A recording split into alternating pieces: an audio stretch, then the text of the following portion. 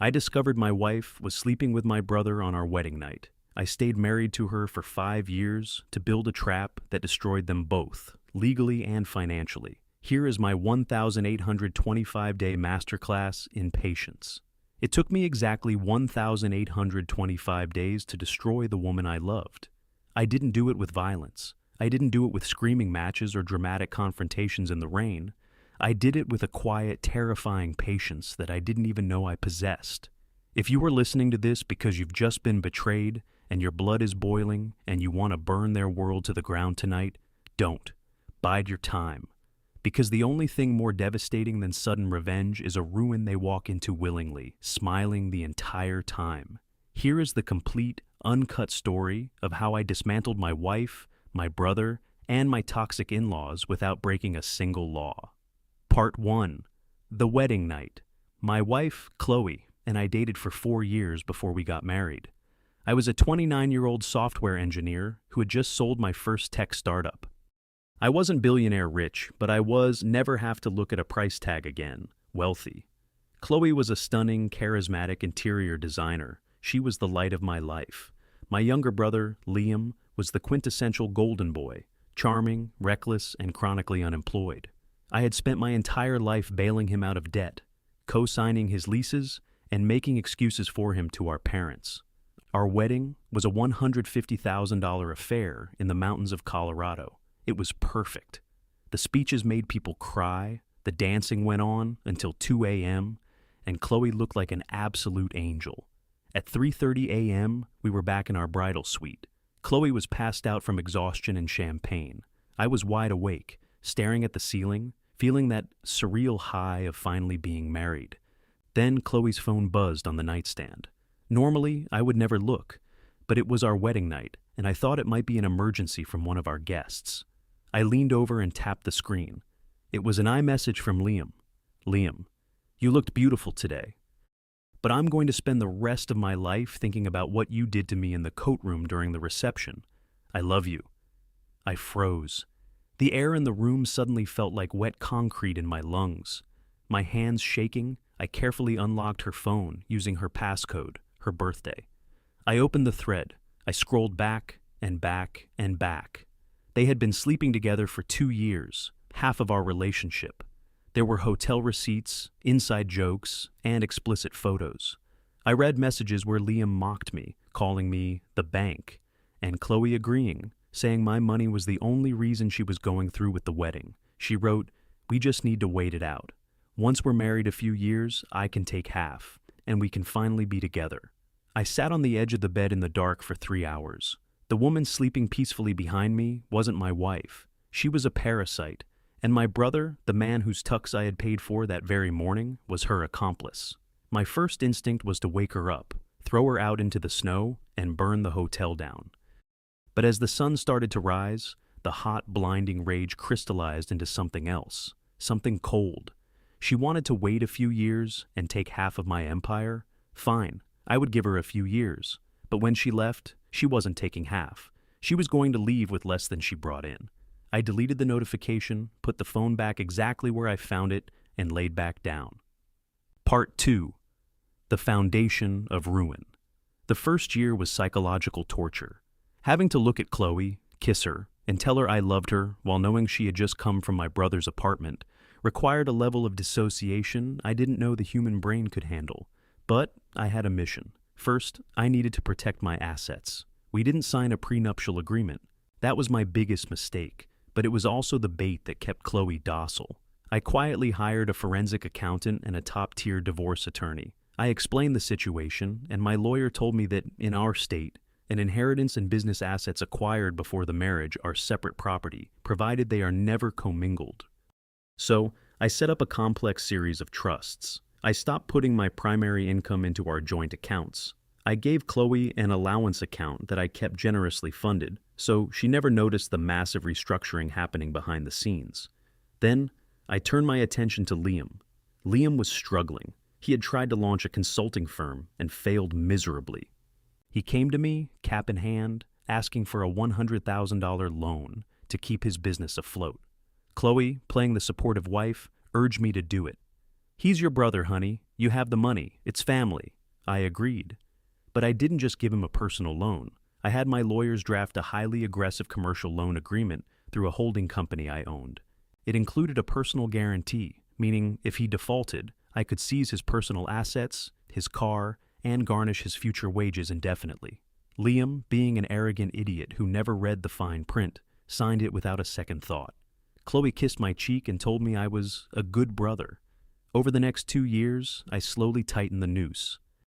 Liam's business, predictably, continued to hemorrhage money, but I kept extending him credit lines through my holding company. I was letting him dig his own financial grave, and he was happily using my shovel. Part 3. The in-laws' greed. By year 3, the affair was still ongoing. They had gotten sloppy. I had long since hidden a GPS tracker in Chloe's car and installed a keylogger on her laptop. I had a digital vault with over 4,000 pages of texts, location data, and photos. But I realized that destroying just the 2 of them wasn't enough. Chloe's parents, my in-laws, were equally toxic. They were constantly making snide remarks about my background, bragging to their country club friends about their money, which was actually my money, and treating me like a walking ATM. Chloe's father owned a failing string of boutique furniture stores. He was facing bankruptcy. One night at dinner, he brought it up, heavily implying that a son-in-law of my means should step in to save the family legacy. I'd love to help, Richard, I said smoothly, but I don't just give handouts. If I'm coming in as an equity partner. Richard was desperate. He agreed. I bought 51% of his company. I injected enough cash to keep the lights on, but I structured my equity acquisition so that all the company's significant debts were personally guaranteed by Richard's private estate, specifically his house. I took control of the accounting. I made sure they were comfortable, but I held the detonator. By the end of year 3, I owned my brother's debt, and I effectively owned my father-in-law's entire livelihood. Part 4. The vasectomy twist. Year 4 is when things escalated from financial manipulation to psychological warfare. Chloe was 31, and Liam was getting impatient. I could see it in their messages.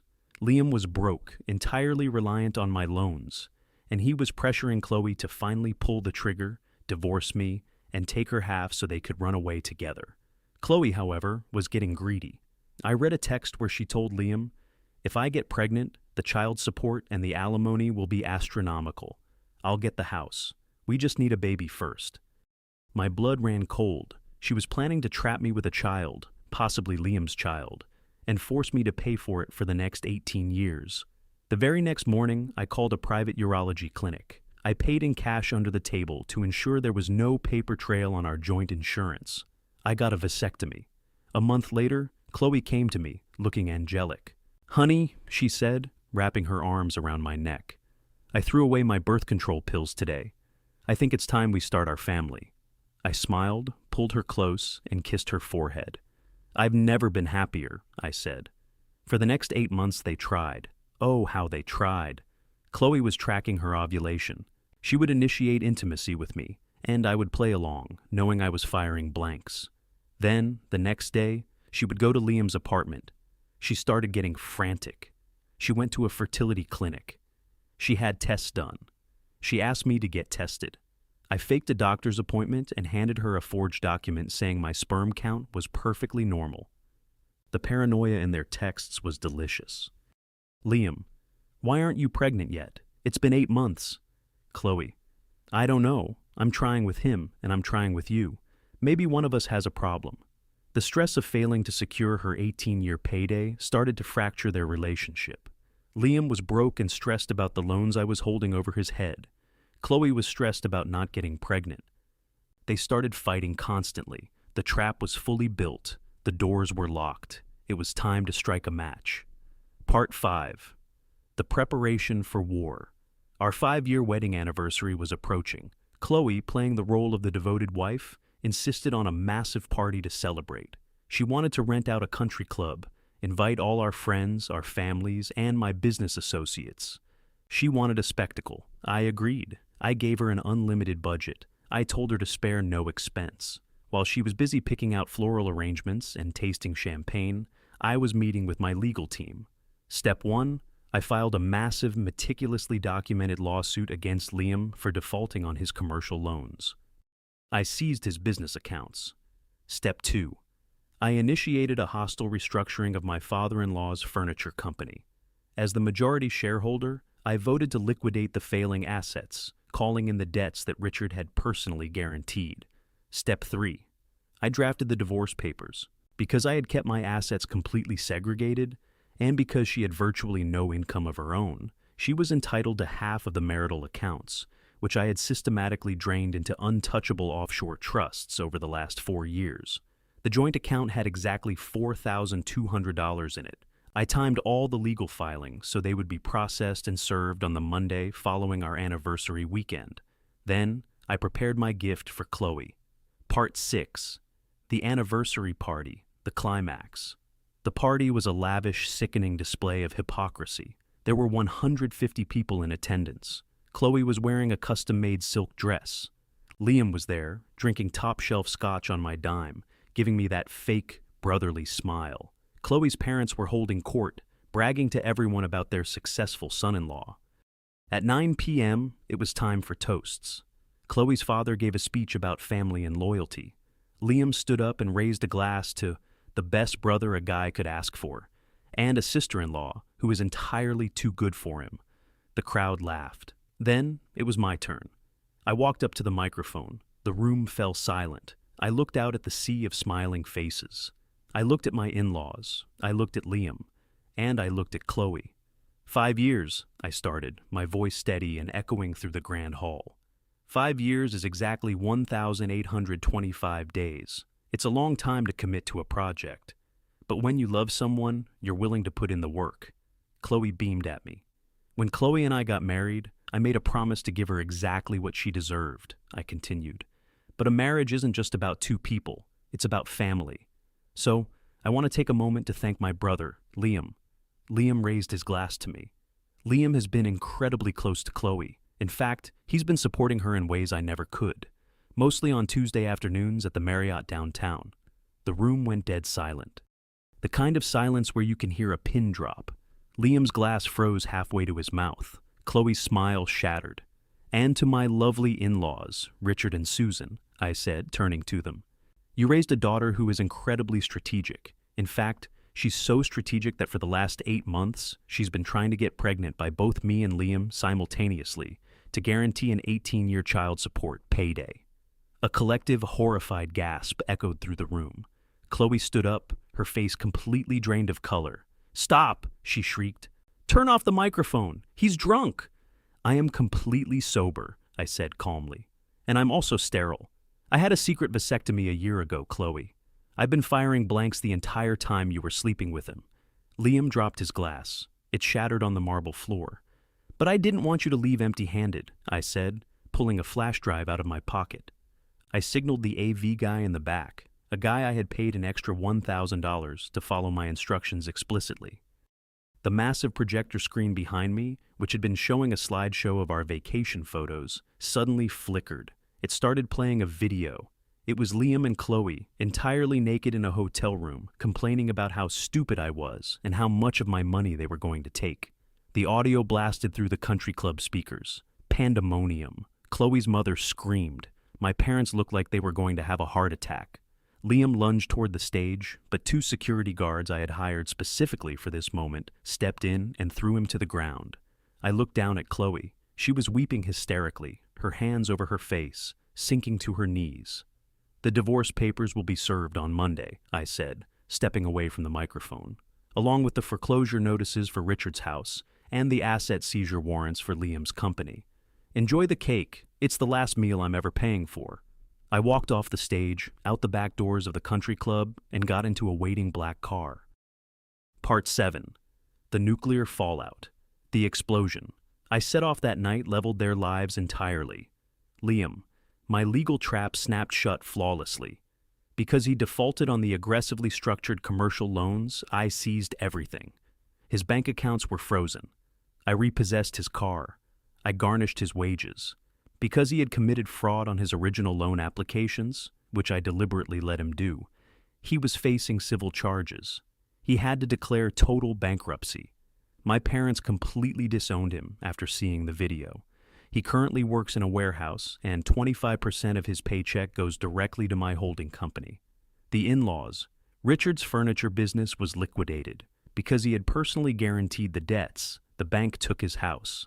The country club socialites who had attended the anniversary party treated them like pariahs. They went from being the toast of the town to living in a rented 2-bedroom apartment in a bad part of the city. Chloe. She fought like a cornered animal in the divorce. She hired a shark lawyer demanding half of my net worth, spousal support, and damages. But my 5-year wall of preparation was impenetrable. The offshore trusts were legally ironclad. The business assets were strictly separated. Because we lived in an at-fault state, her documented infidelity absolutely destroyed her claim to alimony. When her lawyer finally looked at the financial reality, he realized there was no money to take. The joint account had $4,200. Because she had signed the lease on her new luxury apartment, assuming she was getting a massive settlement, she immediately defaulted. She walked away from a 5-year marriage with her clothes, her car, and absolutely nothing else. Final thoughts. It has been 2 years since that anniversary party. I sold the house we lived in. I bought a penthouse in the city. I expanded my business and my net worth has tripled. I am dating an incredible woman who actually has her own career and doesn't view me as a bank. I occasionally get updates through the grapevine. Chloe and Liam tried to make a go of it after the dust settled. Predictably, 2 narcissistic parasites cannot survive without a host to feed on. Once Liam was bankrupt and Chloe realized she was going to have to work a minimum wage job, they turned on each other violently.